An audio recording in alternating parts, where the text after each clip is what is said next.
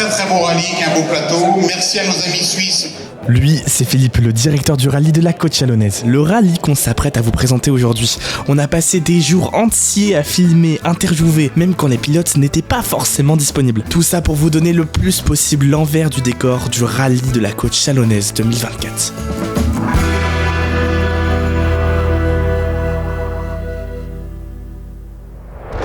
Laissez-moi vous emmener un jour avant la course au shakedown, là où les pilotes et copilotes font leurs derniers essais avant la course. Ouais, en fait, ce que vous allez faire maintenant, ça sert à quoi précisément? C'est pour se familiariser à la route pour demain, en fait. Okay. Avec un tracé qui est à peu près similaire au spécial. Moi, en l'occurrence, j'ai jamais essayé l'auto, ça me permet de faire quelques tours de roue avant demain. Donc, on fait différents essais, différents réglages. Parfait. Voilà. Parfait, merci beaucoup. C'est moi. J'ai une nouvelle navigatrice. Okay. Ça fait 30 ans qu'elle n'a plus fait, alors c'est surtout qu'elle reprenne un peu ses marques.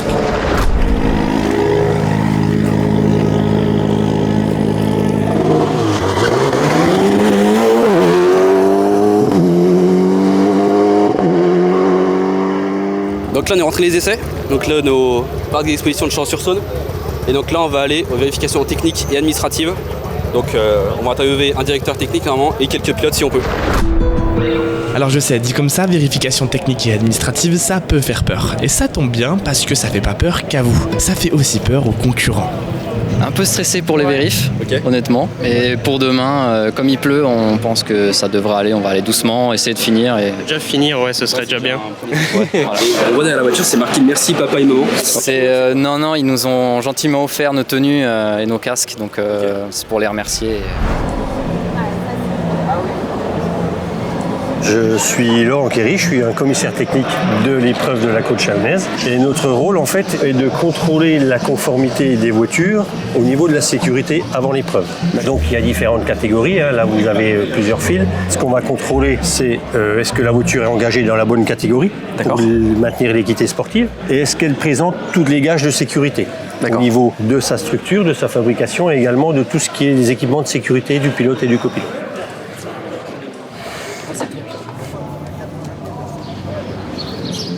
T'es content des voitures qu'on a eues pour l'instant, Hugo? En vrai, elles sont bien, hein, sérieusement. On a eu un peu de tout. On a eu des petites voitures, des grosses voitures, des vieilles voitures. Si tu regardes derrière, là, il y a une vieille voiture belge avec les grosses barres de phare, justement, pour tout ce qui est course de nuit et tout. Il y a une diversité au niveau des voitures. Des petites voitures, des grosses voitures. Chacun fait sa course, mais ça reste quand même le même esprit.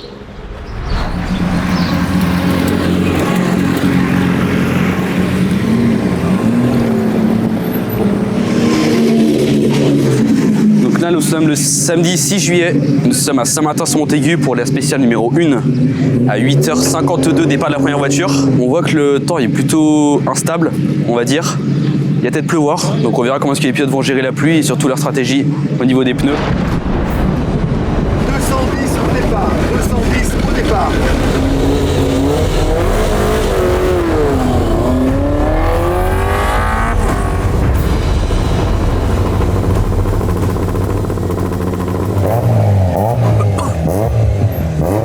Donc ça c'est une voiture ouvreuse, donc la 00A et la 0A juste là, l'Alpine.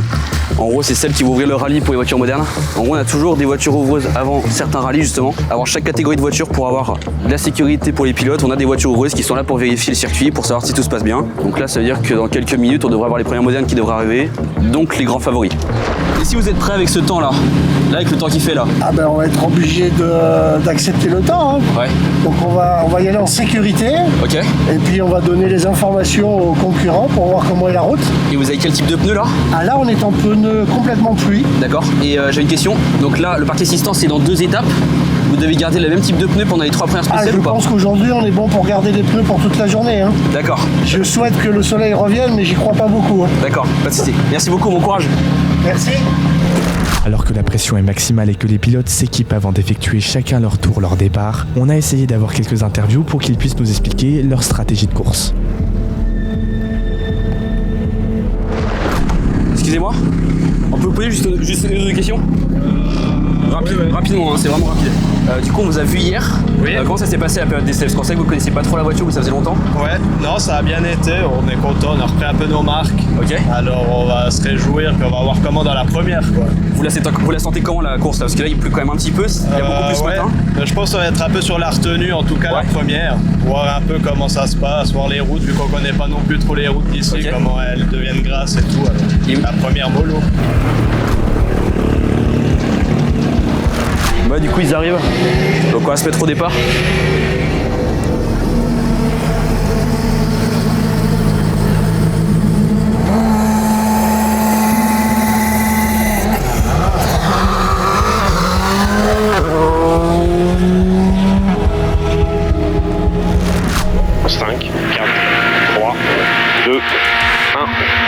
Allez, 50.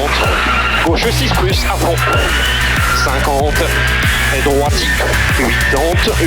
Droite 5 plus, vite. 5 plus. Donc là, on est à Montrouge, donc zone de dédicace et d'interview.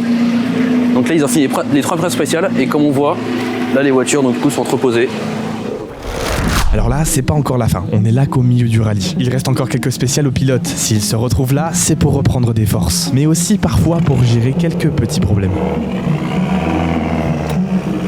Apparemment une expulsion du circuit de refroidissement. Je pense qu'on a perdu le thermostat qui actionne le ventilateur dans une spéciale et du coup on a perdu le liquide de refroidissement et maintenant ça chauffe. Il faut impérativement qu'on fasse le niveau du liquide de refroidissement et je pense que ça va le faire.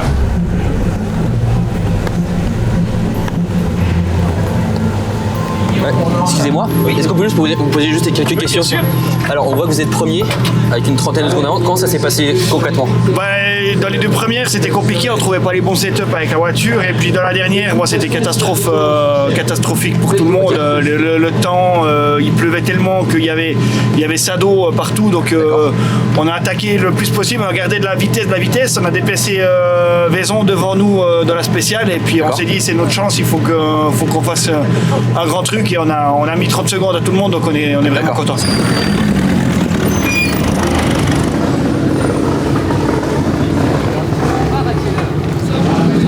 Bon, alors première question, comment ça s'est passé? Bah pas trop mal dans l'ensemble, je trouve. Bien, ouais. Pour un premier c'est pas mal. Avec la pluie c'était pas trop compliqué en vrai? Bah la deuxième était pas mal complexe quand même. Ouais. Puis les routes sont très sales. Oui. Ouais, c'est compliqué quand même. 2-3 endroits où on glissait bien. Ok. Mais en soi, on est plutôt content. Pour une première fois, on connaît pas la voiture. Et là du coup tu la connais un peu mieux la voiture?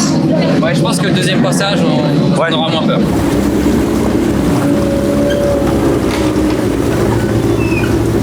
Et donc du coup vous avez déjà fait les 3 paires spéciales, vous avez quelques repères quand même pour les prochaines ou... C'est surtout la saleté qu'il y a sur la route maintenant et qu'il faut noter parce qu'avec l'eau et les cordes on va chercher dans les cordes, la terre revient et c'est ça qu'il faut faire attention maintenant. Ok, merci beaucoup, bon courage.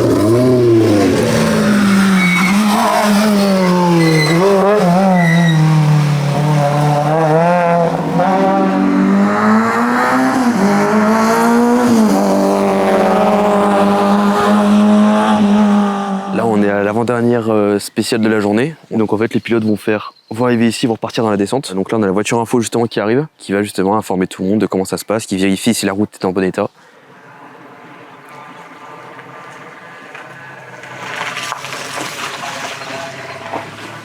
Bon là il est pas allé vite parce que c'est la voiture info, mais normalement il devrait aller assez vite pour justement attaquer le virage, attaquer la descente dans les meilleures conditions et essayer de récupérer le maximum de temps sur les concurrents. Rayon sorti, et 80, écart gauche mini, gravier. Écart gauche mini, gravier. Gauche. Gauche, c'est passé petit vent, rouge, 5 noir. 5 il est noir.